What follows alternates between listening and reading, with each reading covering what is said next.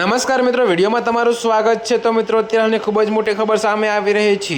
તો મિત્રો, તમને જણાવી દઈએ કે ગાંધીનગર દક્ષિણના ભાજપના ધારાસભ્ય અલ્પેશ ઠાકોર અને વિરમગામના ભાજપના ધારાસભ્ય હાર્દિક પટેલના નામ નવા મંત્રીમંડળમાં સમાવેશ થાય તેવી ચર્ચા હતી। તો શુક્રવારે રાજ્યના પાટનગર ગાંધીનગરના મહાત્મા મંદિર ખાતે યોજાયેલ શપથ સમાગ્રહણ સમારોહમાં 21 મંત્રીઓએ શપથ લીધા હતા। જો કે મિત્રો, આ સાથે જ રાજ્યના મંત્રીમંડળના વિસ્તરણ અને તેના માટે ચર્ચાઈ રહેલા નામો અંગેની અટકળો પર પૂર્ણવિરામ મુકાઈ ગયું હતું।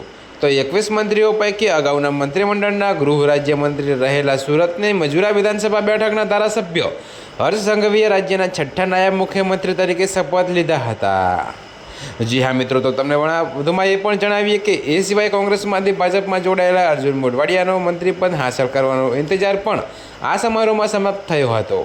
તેમના સહિત 5 ધારાસભ્યોએ કેબિનેટ મંત્રી તરીકેના શપથ ગ્રહણ કર્યા હતા। જો કે મિત્રો, આ ઉપરાંત 3 ધારાસભ્યોએ રાજ્ય કક્ષાના મંત્રી અને રીવાબા જાડેજા સહિત 12 ધારાસભ્યોએ રાજ્ય કક્ષાના મંત્રી તરીકેના શપથ લીધા હતા। જો કે મિત્રો, ગુરુવારે ગુજરાતના કેટલાક મંત્રીઓએ રાજીનામા આપ્યા બાદથી નવા મંત્રીમંડળ માટે ઘણા ધારાસભ્યોના નામ ચર્ચાઈ રહ્યા હતા, જેમાં ગાંધીનગર દક્ષિણના ભાજપના ધારાસભ્ય અલ્પેશ ઠાકોર અને વિરમગામના ભાજપના ધારાસભ્ય હાર્દિક પટેલના નામ પણ ચર્ચામાં હતા।